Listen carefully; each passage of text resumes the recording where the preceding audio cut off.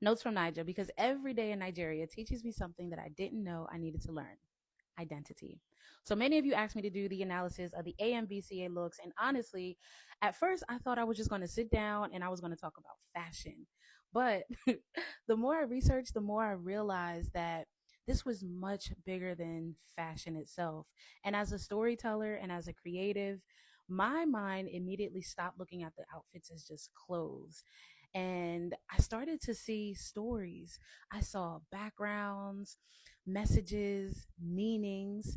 And honestly, I realized very quickly that trying to analyze all these looks in one video would feel very rushed because every single look deserved its own moment.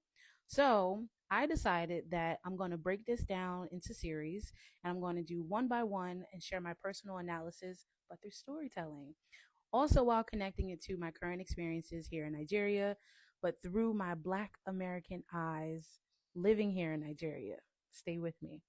And one thing that immediately stood out while I was watching the AMVCAs was how different it felt from all the award shows that I saw growing up in America. When I would watch things like the Grammys, BET Awards, Oscars, a lot of the conversations they were centered around status. So, who designed the dress? How expensive was it? And what label are you wearing? Or who has the biggest designer name?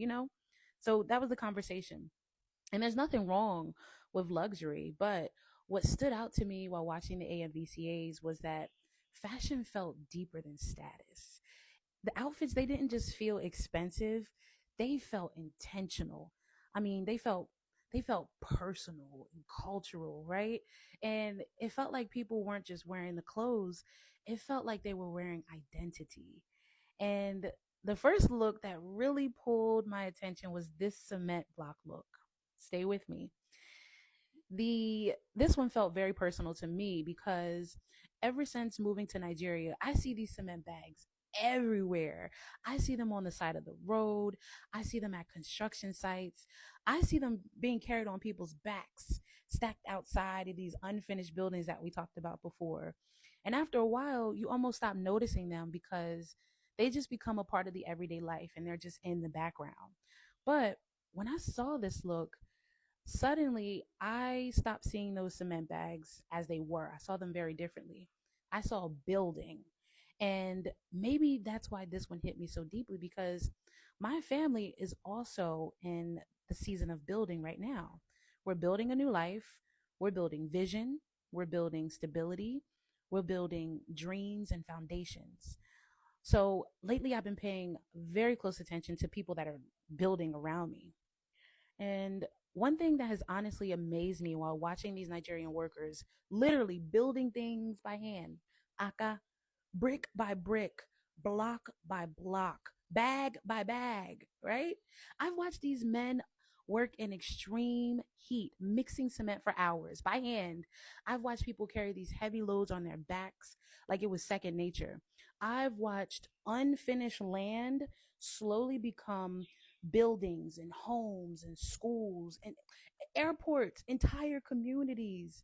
And honestly, that really changed something in me because when I look at these outfits, I don't just see fashion, I see labor, I see resilience, I saw sacrifice.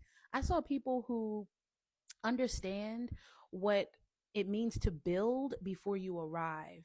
And I think that's what the difference I keep noticing here in Nigeria overall. In America, success is often presented as the final product.